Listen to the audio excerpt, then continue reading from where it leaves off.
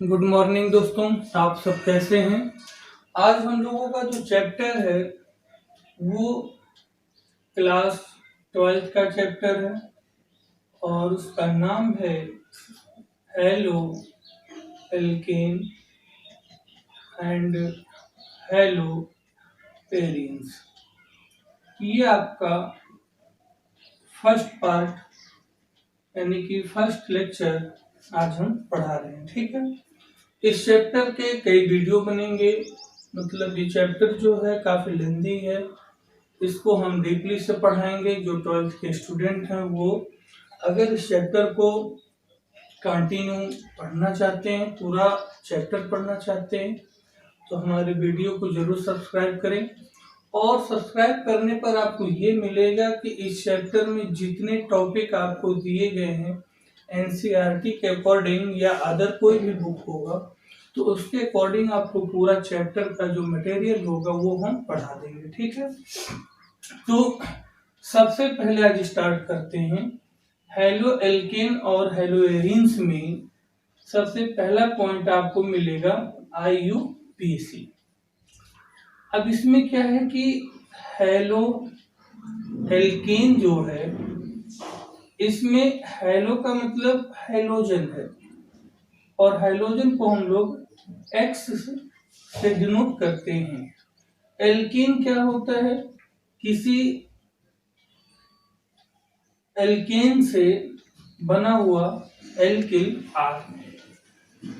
R और X जब दोनों ऐड हो जाएंगे तो इनका जो कॉमन नेम होगा, R मीन्स एल्किल हो गया, X मीन्स यहाँ हेलाइड लेंगे हम लोग। ये एल्किल हेलाइड आपका एक कॉमन नेम हो गया।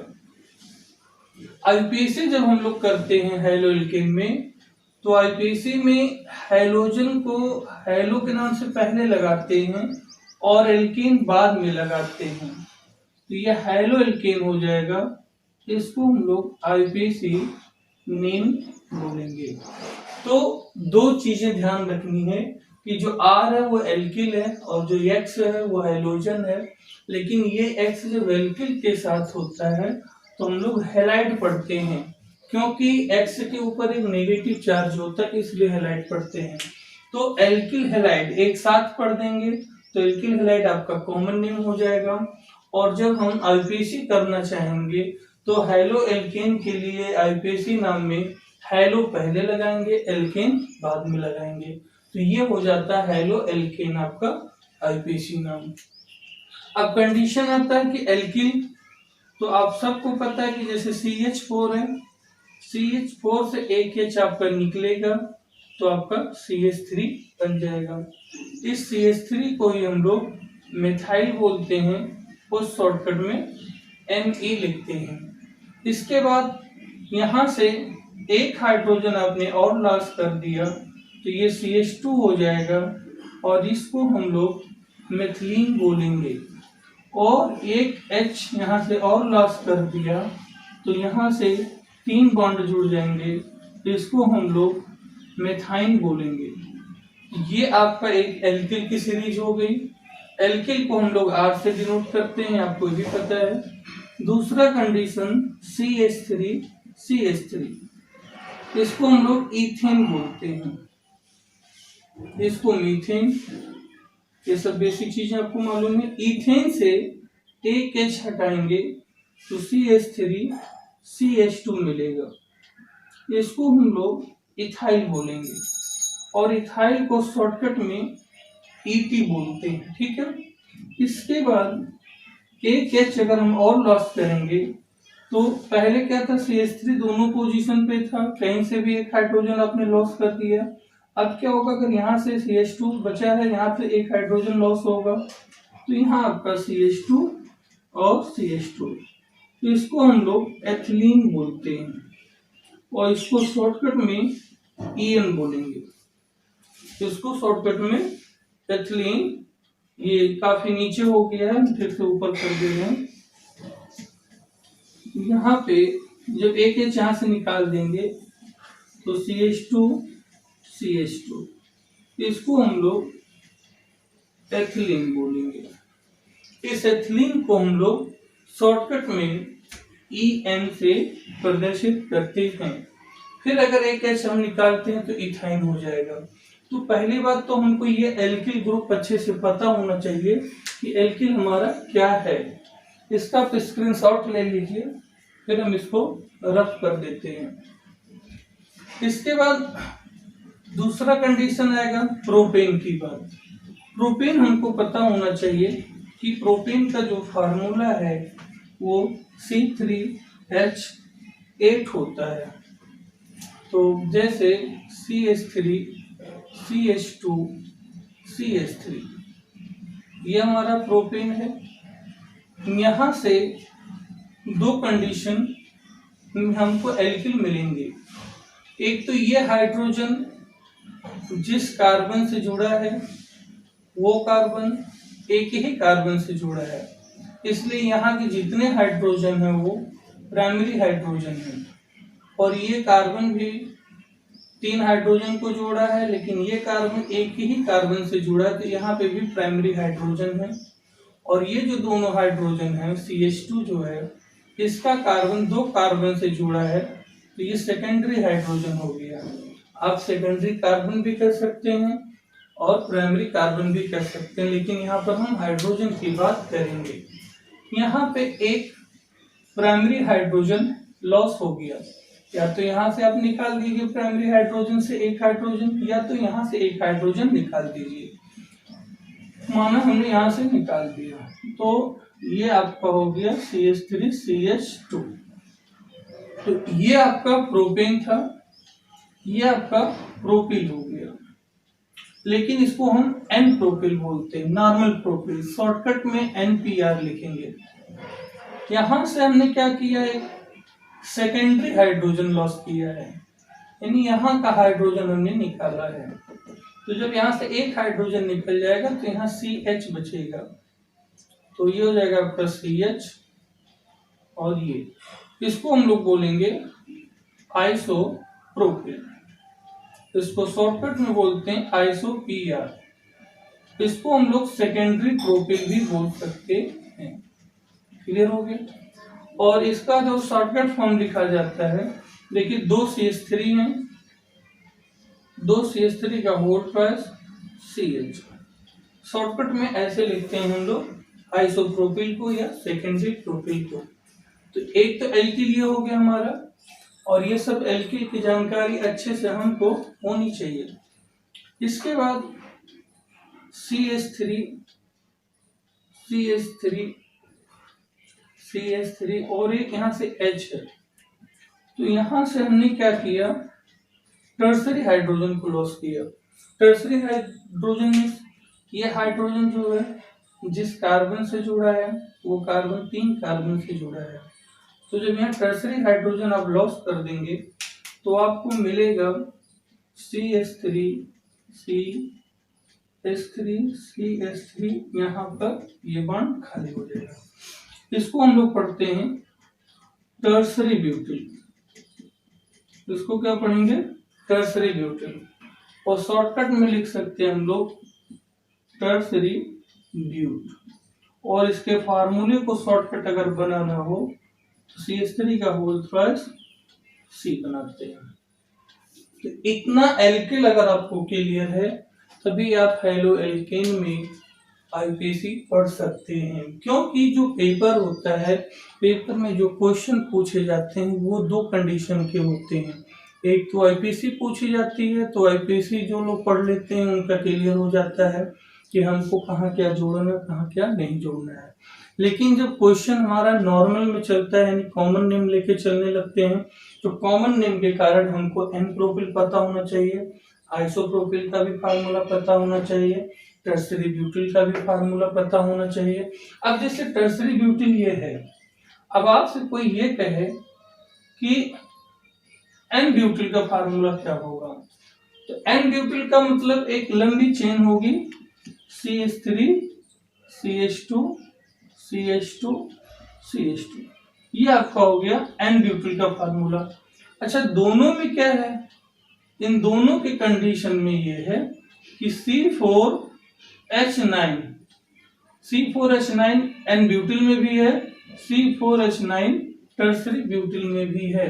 लेकिन C4H9 में 3 स्ट्रक्चर पॉसिबल हैं, एक एन ब्यूटिल है, एक टर्सरी ब्यूटिल है, एक और हो जाएगा आइसो ब्यूटिल करके, एक हो जाएगा आइसो ब्यूटिल। तो इसको हम लोग पढ़ेंगे आइसो ब्यूटिल। अब पेपर में आपसे क्या पूछ रहा है, एन ब्यूटिल पूछेगा तो लीनियर में बना देंगे, और सी अगर आपका आइसो ब्यूटिल बोल रहा है तो ये आइसो कंडीशन मतलब सेकेंडरी कार्बन पर एक ग्रुप जुड़ना हो जाएगा, और अगर टर्सरी ब्यूटिल कह रहा है तो इस तरीके का फॉर्मेशन हम लोग आगे ले जाते हैं। तो इस प्रकार से एल्किल आपका बहुत अच्छे से क्लियर होना चाहिए। इसका आप लोग स्क्रीनशॉट ले लीजिए, फिर हम हेलो एल्केन स्टार्ट करते हैं। चलिए आईपीसी शुरू करते हैं। अब जैसे CH3, CH2, CH2, CH2, CH2Br, यहाँ पर ये आपका फार्मूला है CH3, CH2, CH2, CH2, CH2Br। तो इसका जो आईपीसी नेम होगा, आईपीसी करने के लिए हम आपको बता दें क्या करना है। जिधर से हाइड्रोजन जुड़ेगा या कोई भी फंक्शनल ग्रुप हो, आप लोग 11th में 10th में पढ़े हैं फंक्शनल ग्रुप, तो जिस तरफ से फंक्शनल ग्रुप ऐड होता है उस तरफ से हम लोग काउंटिंग करते हैं। तो फंक्शनल ग्रुप यहाँ पर जुड़ा है तो इस साइड से काउंटिंग करेंगे, तो हो जाएगा आपका 1 2 3 4 5।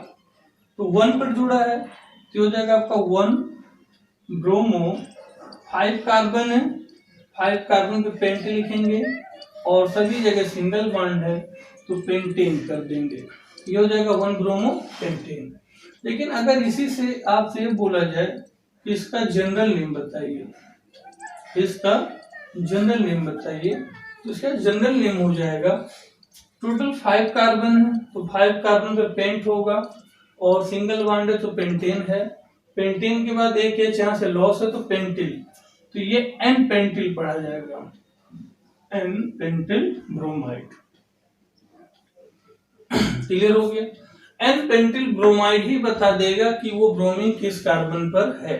अगर इसी से हम आपसे ये कह दें कि आइसो पेंटिल ब्रोमाइड, आइसोपेंटिल ब्रोमाइड का फार्मूला बनाइए, तो आइसोपेंटिल ब्रोमाइड का मतलब कि एक सेकंड कार्बन हो, देखिए टोटल कितने कार्बन होने चाहिए, 5 पेंटिल, 1 2 3 4 5 कार्बन है। आइसो की बात कर रहा है तो आइसो का मतलब सेकंड कार्बन से हमको ब्रोमीन लगा देना है, और बाकी जगह हाइड्रोजन सेट कर देना है। तो यहाँ पे 2 हाइड्रोजन, यहाँ पे 2, और यहाँ पे 1 हाइड्रोजन लग जाएगा, तो ये हो जाएगा आपका आइसोपेंटिल ब्रोमाइड। एन पेंटिल ब्रोमाइड की बात हो तो पहले कार्बन पे लगा देना है।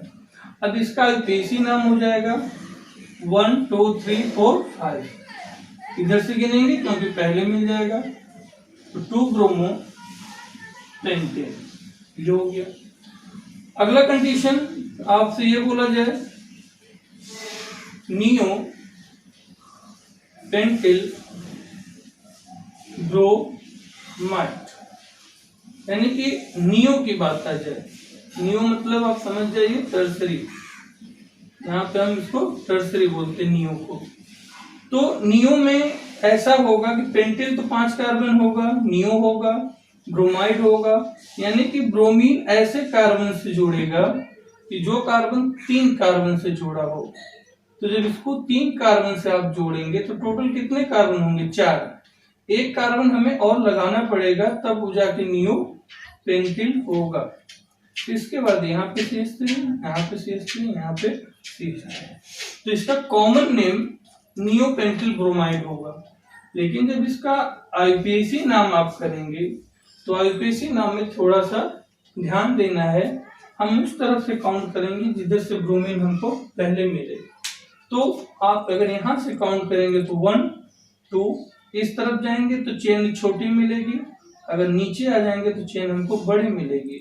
तो 2 पर हमको मेथिल मिल जाएगा, 2 पे ब्रोमो मिल जाएगा, तो इसका IUPAC हो जाएगा 2 मेथिल और 2 ब्रोमो, 2 मेथिल 2 ब्रोमो, और टोटल कितने कार्बन है? 4। तो 4 कार्बन पे हम लोग पढ़ेंगे ब्यूटेन। तो 2 मेथिल 2 ब्रोमो ब्यूटेन। तो ये आपका IUPAC हो गया। IUPAC पढ़ने के लिए एल्किल हमारा सबसे जरूरी पॉइंट है कि अगर एल्किल नहीं क्लियर होगा तो फिर हम IUPAC भी नहीं कर पाएंगे। केवल अगर आपसे IUPAC पूछी जाती है तब तो आपका काम 50% सरल है, लेकिन आप इसका स्क्रीनशॉट ले लीजिए। लेकिन जब आपसे कॉमन नेम में बात करने लग जाएंगे पेपर में लोग, तो फिर आप कंफ्यूजन में हो जाएंगे। इसलिए IUPAC पढ़ने के लिए, पूरा चैप्टर पढ़ने के लिए हमको कॉमन नाम के साथ साथ IUPAC दोनों चीजें कंपल्सरी हो जाती हैं। इसके बाद अब जैसे आपसे कहा जाए 1 ब्रोमो 4 क्लोरो ब्यूटेन। अब आपसे अगर बोला जाए कि इसका फार्मूला बनाइए, इसका स्ट्रक्चर बनाइए 1 ब्रोमो 4 क्लोरो ब्यूटेन का, तो बहुत इजी है। सबसे पहले हम कार्बन का पेरेंट चेन देखेंगे। पेरेंट चेन बोल रहा है ब्यूटेन। ब्यूटेन में कितने कार्बन होंगे? 4 कार्बन हो गया। इसके बाद नंबरिंग से रखा गया, 1 पे ब्रोमो है, 4 पे क्लोरो है, तो एक तरफ से नंबरिंग करते चले जाइए। इसके बाद 1 पे ब्रोमीन लगा दीजिए, 4 पे क्लोरीन लगा दीजिए और हाइड्रोजन को सेट कर दीजिए। तो ये हो गया हमारा इस IUPAC नेम के अकॉर्डिंग ये स्ट्रक्चर हो गया। अब जैसे आप कहेंगे फंक्शनल ग्रुप सर इधर से भी है, फंक्शनल ग्रुप इधर से भी है, तो नंबरिंग यहां से ही क्यों किया गया? क्योंकि इसमें चेन के अगर स्टार्टिंग में ही फंक्शनल ग्रुप हमें दोनों साइड से मिलता है तो हम अल्फाबेट का यूज करते हैं।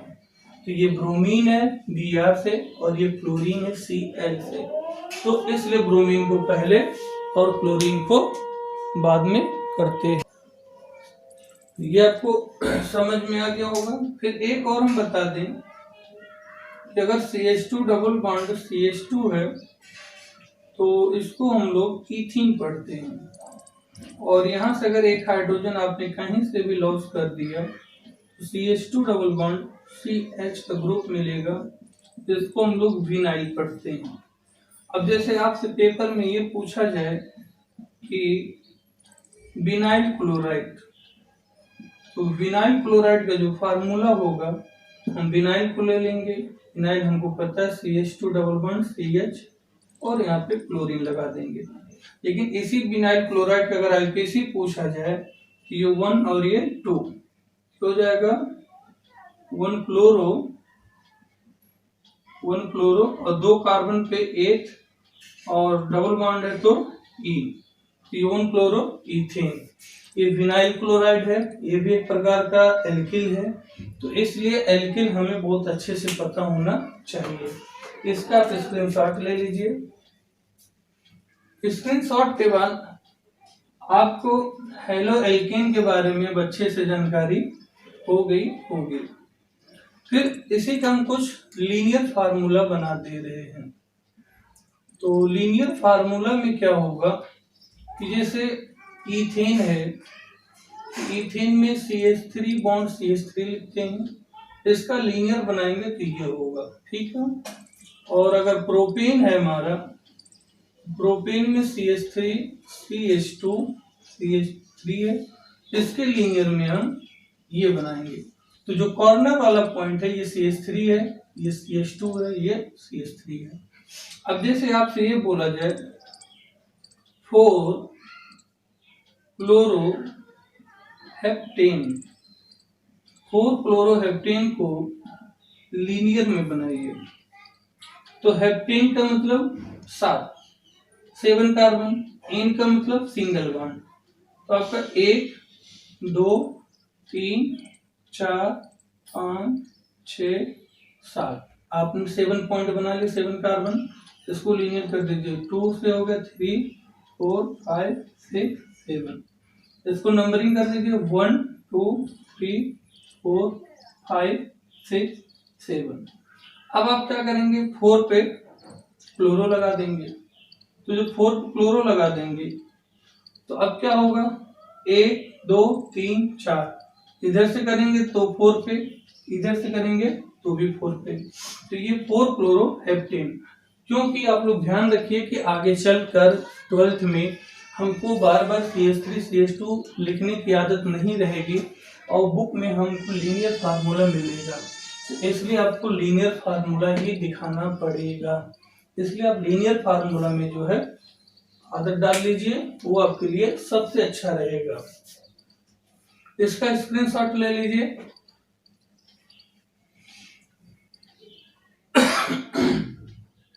इसके बाद दोस्तों क्या करना है, एक आपको मिलता है साइक्लोएल्केन। साइक्लोएल्केन पता है 11th में आप लोग पढ़े हैं, एक साइक्लिक में होता है। जैसे ये साइक्लिक में है तो टोटल 6 कार्बन है, 1 2 3 4 5 6। तो इसको हम लोग साइक्लो पहले लगाएंगे, फिर 6 के कारण हेक्स लगाएंगे, सिंगल बॉन्ड है, साइक्लो हेक्सेन लगाएंगे। अब यहाँ पे अगर Cl हो गया तो हो जाएगा आपका 1 क्लोरो साइक्लो हेक्सेन। इसका कॉमन नेम अगर देखा जाए तो कॉमन नेम में जैसे ये आपका साइक्लोहेक्सेन है तो साइक्लोहेक्सेन का जो फार्मूला होगा वो C6H12 होगा। फिर इसके बाद एक H यहाँ से निकालेंगे तो इस कंडीशन में क्या होता है कि सभी जगह CH2 ही होता है। ठीक है, फार्मूला ये हो गया। यहाँ से एक H के लिए खाली हो गया तो ये C6H11 हो गया। तो इसका नाम हो जाएगा साइक्लोहेक्साइल। और इसका अगर कॉमन नेम है, ये जो आपका बना है ये तो IPC नाम है। और इसका अगर कॉमन नेम लिखना है तो साइक्लोहेक्साइल फिर क्लोराइड लगाएंगे। तो ये आपका हो गया कॉमन नेम और ये हो गया IPC नेम। तो इसलिए आपको साइक्लोक्लोरोप्रोपेन भी मिलेगा। तो जब साइक्लोप्रोपेन मिलेगा तो उसका कॉमन नेम लिखेंगे तो साइक्लोप्रोपिल हो जाएगा। साइक्लोब्यूटेन जहाँ होगा वहां साइक्लोब्यूटिल हो जाएगा। इस प्रकार से आपको क्लियर होना चाहिए। इसके बाद जैसे साइक्लोहेक्सेन है ऐसे साइक्लोब्यूटेन, साइक्लोपेंटेन, साइक्लोहेप्टेन सब मिलता है। तो इसका स्क्रीनशॉट आप लोग ले लीजिए। इसके बाद हम लोग पढ़ेंगे साइक्लो एल्केन के बाद जो है आपका जो चैप्टर है हेलो एल्केन है, फिर हेलो एरीन है। तो हम लोग हेलो एल्केन की बात की है, हेलो एरीन्स की बात करेंगे। तो इसमें क्या है कि एक बेंजीन लेंगे, ये आपका बेंजीन हो गया। और बेंजीन का जो फार्मूला होता है वो C6H6 होता है। यहाँ से एक H हमने लॉस कर दिया। आपको पता है कि सभी पोजीशन पर कार्बन के एक एक हाइड्रोजन है। तो यहाँ पर जब एक हाइड्रोजन आपका निकल जाएगा तो यहाँ पे एक ग्रुप जोड़ने के लिए बैकेंट हो जाएगा, जिसका फार्मूला C6H5 हो जाएगा। इसी को हम लोग फेनिल बोलेंगे, शॉर्टकट में PH लिखते हैं। ठीक है, अब क्या होगा कि एक कंडीशन तो ये हो गया।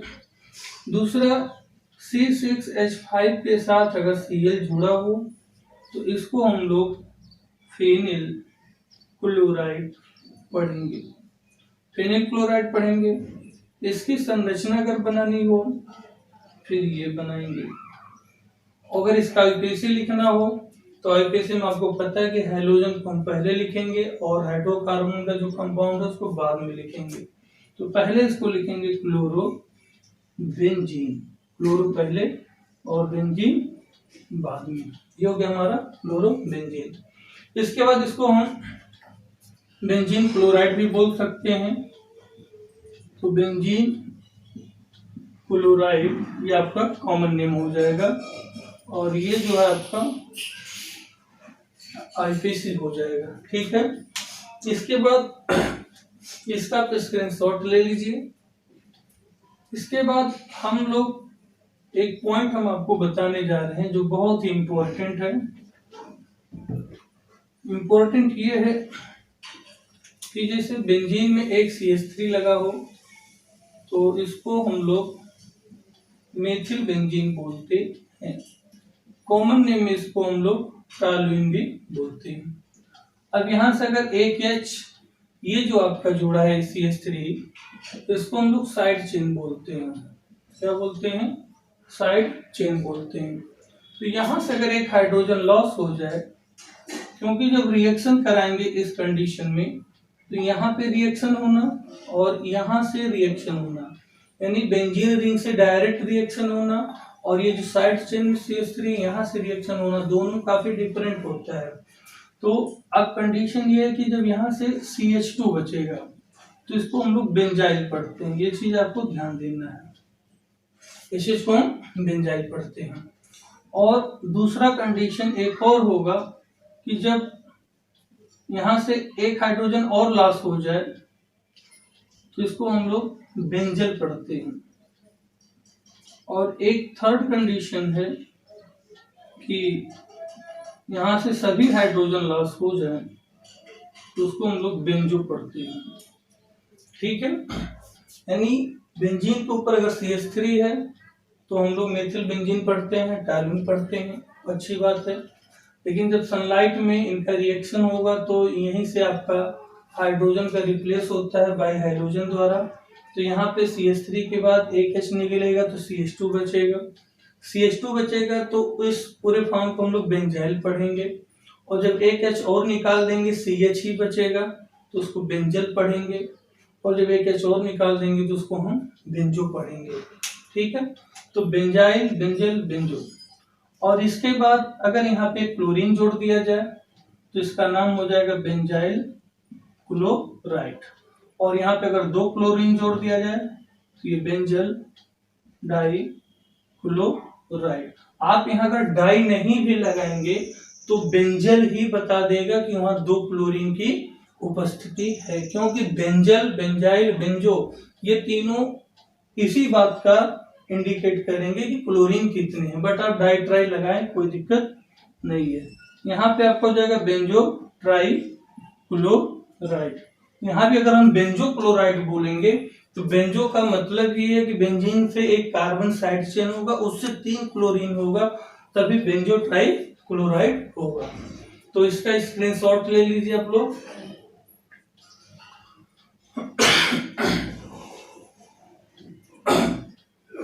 अब इसमें हम लोग इनका आईपीसी नाम पढ़ेंगे।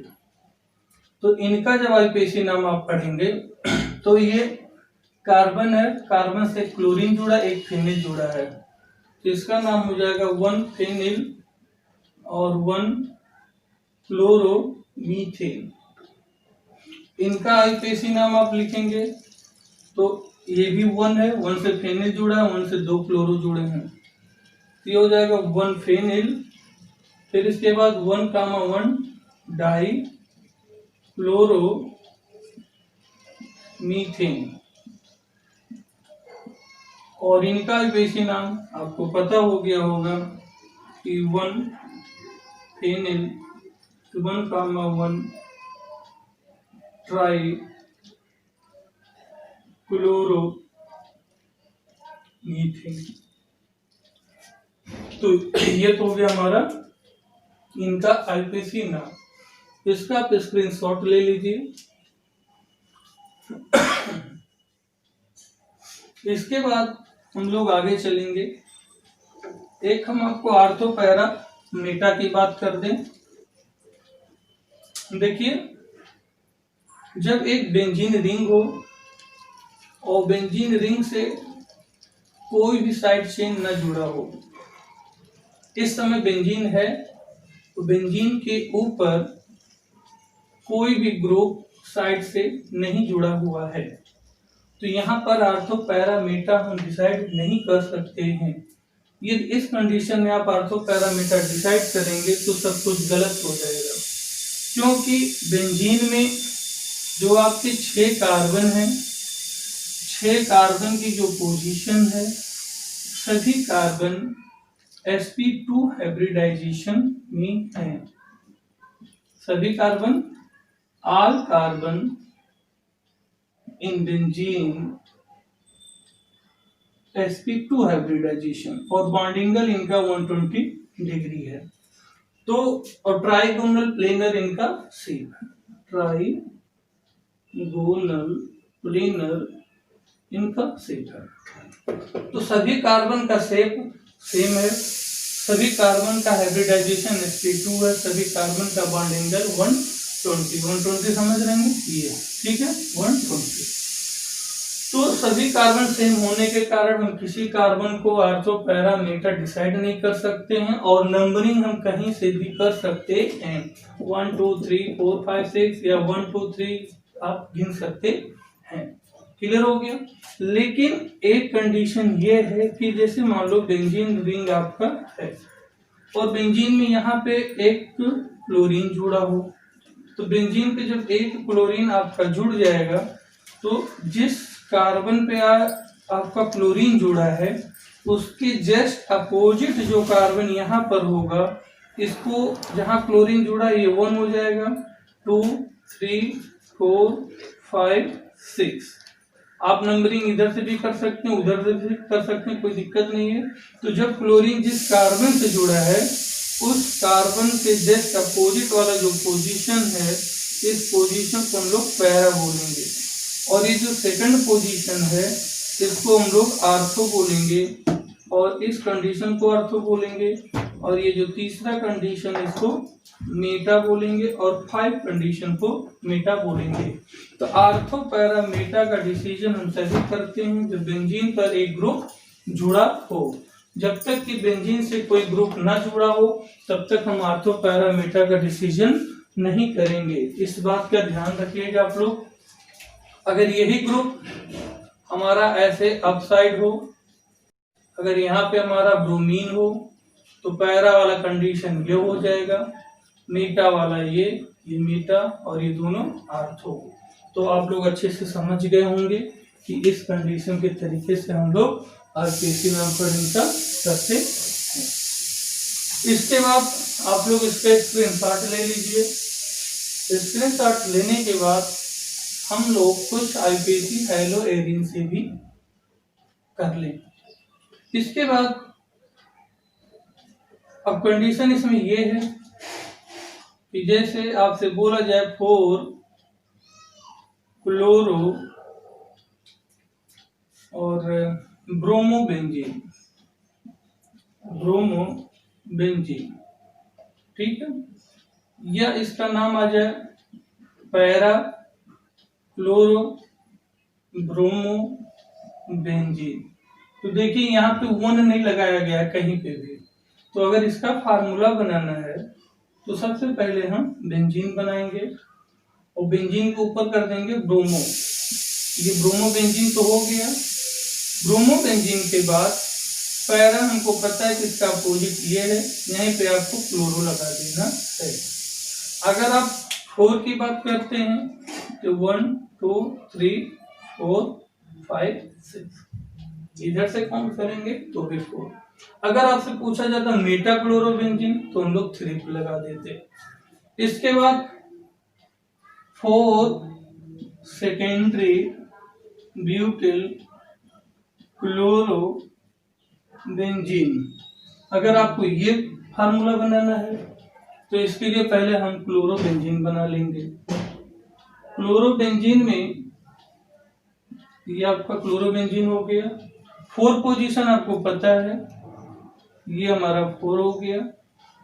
4 पे आइसोब्यूटिल यानी सेकेंडरी ब्यूटिल लगाना है तो एक कार्बन होगा जिससे 2 कार्बन जुड़ेंगे, इनकी चेन 4 तक कर देंगे और यहाँ 1 H और यहाँ 3 H। ये हो जाएगा आपका ये कंडीशन। और इसी को अगर हम लीनियर में बना दें तो लीनियर में बहुत ही अच्छा लगता है, इसलिए आप लोग लीनियर बनाना जरूर सीख जाइए और ये फार्मूला हो जाएगा इसका। तो लीनियर बनाना जरूर सीखिए क्योंकि लीनियर से ही काम चलेगा। तो आज ये फर्स्ट पार्ट में हमारा इतना हुआ है। सेकंड पार्ट में हम लोग पढ़ेंगे nature of halo alkane and hello arene in the carbon. तो ऐसे आपको हर टॉपिक के वीडियो चैप्टर वाइज मिलते रहेंगे। वीडियो अगर आपको अच्छा लगा हो, समझ में आया हो, तो आप अपने दोस्तों को शेयर करिए, सब्सक्राइब करिए। तब तक के लिए नमस्कार।